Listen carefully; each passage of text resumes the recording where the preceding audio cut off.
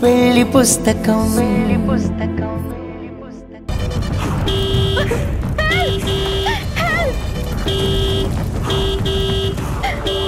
వీడెవడో చోటడు అనుకుంటా. రేయ్ నిన్నే!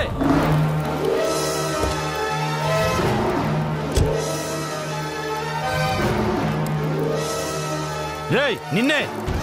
వినపడటం లేదా? ఎందుకు వినపడదురా? మీ కారు కూతలు, కారులో కేకలు అన్ని స్పష్టంగా వినిపించాయి.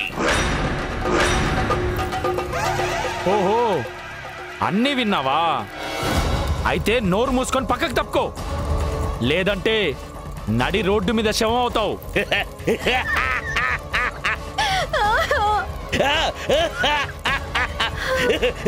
కళ్ళు తెరిస్తే జననం, కళ్ళు మూస్తే మరణం, మధ్యలో ఊగిసలాడేదరా ఈ ప్రాణం. నేనెవరనుకున్నావురా? కిరీటం లేని రాజుని, చీకటి ఎరగని చక్రవర్తిని, చావుని కళ్ళారా చూసి కూడా జంకని యముణ్ణి. అలాంటి నన్నే శవాన్ని చేస్తావా? అంత మగాడివా? ఎగిరి తంతే ఎవడేంటో తెలుస్తుంది. ఎత్తిన కాలు దించేలోపు బూడిదైపోతావు.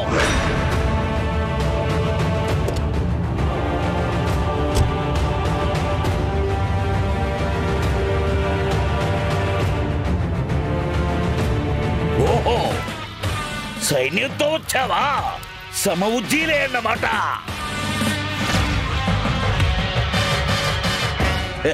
ఇక్కడ నేను ఒంటరిని కాదురా, నా చుట్టూ సైన్యం ఉన్నారు.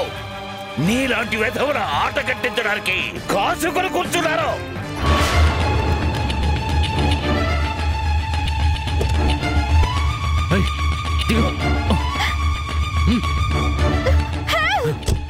ఎవరెక్కడా?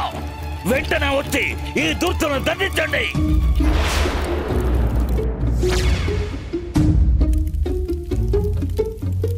ఓహో, నైట్ డ్యూటీ చేయడానికి ఓటీ అడిగారు.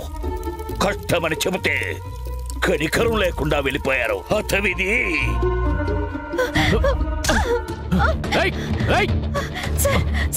నన్ను కాపాడండి, నన్ను కాపాడండి సార్.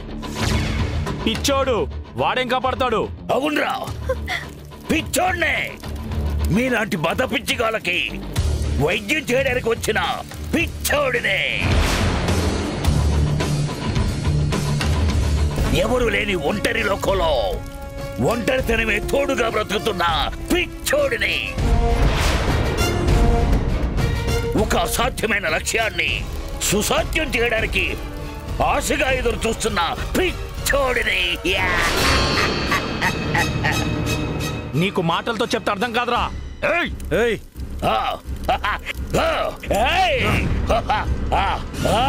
రండి రా, రండి.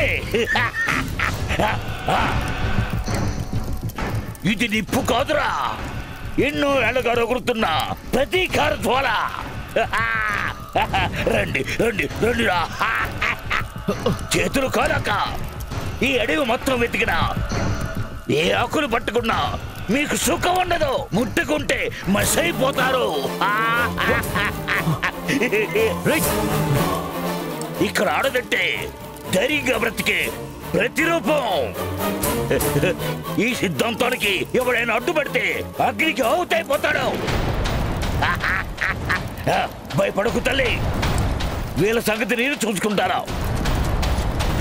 ఆడదంటే అబల కాదని ఒక్కొక్కరిని తబలా వాయించి శక్తిని నేను నిరూపిస్తా. నువ్వు ధైర్యంగా వెళుతలే, వెళ్ళిక్కడి నుంచి. ప్రాణాల మీద ఆసుంటే ఒక్కడుగు ముందుకు రండిరా.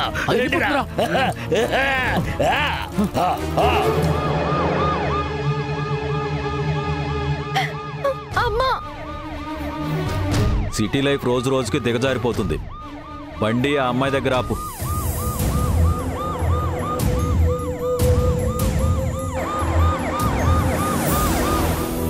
సార్, మా అమ్మ కనిపించడం లేదు. ఇటువైపు రావడం మీరేమైనా చూసారా? అమ్మా ఈ టైంలో ఏంటి? తనకి సడన్ గా హార్ట్ స్ట్రోక్ వచ్చింది సార్. టాబ్లెట్స్ వేయడానికి వాటర్ లేకపోతే నీళ్ళ కోసం వచ్చాను. ఈ లోపే తిరిగి వచ్చేసరికి తను మిస్ అయింది. అవునా? వాటర్ ఎక్కడా? అంటే అది అక్కడే వదిలేశాను సార్. పోలీసుల చెవిలోనే పువ్వులు పెడుతున్నావా? అమ్మ పేరు చెప్పగానే అమాయకంగా నమ్మేస్తాననుకున్నావా? సార్, మీరు మాట్లాడేది నాకేం అర్థం కావడం లేదు. ముందు వెహికల్ ఎక్కు, ఆ తర్వాత అన్నీ అర్థం అవుతాయి. కానిస్టేబుల్స్, మేడం గారిని వాళ్ళ మెంబర్స్ పక్కన కూర్చోబెట్టండి.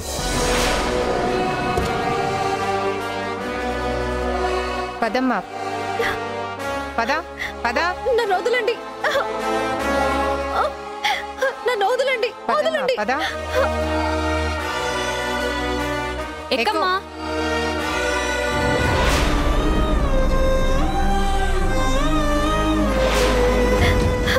నేను అలాంటి దాన్ని కాదు.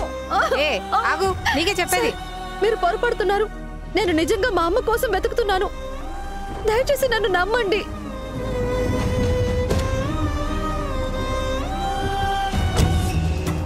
నీలాంటి ఎంతో మంది యాక్టర్లను చూశాను.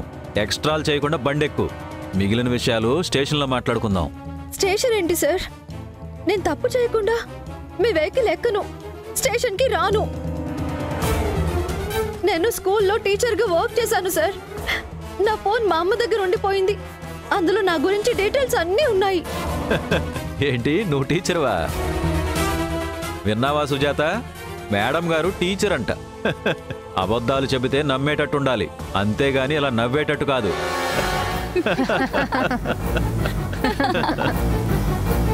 టీచర్ అంటే నాకు చాలా గౌరవం. దయచేసి ఆ ప్రొఫెషన్ పరువు తీకు. అయ్యో, నేను చెప్పేది నిజం సార్, నన్ను నమ్మండి.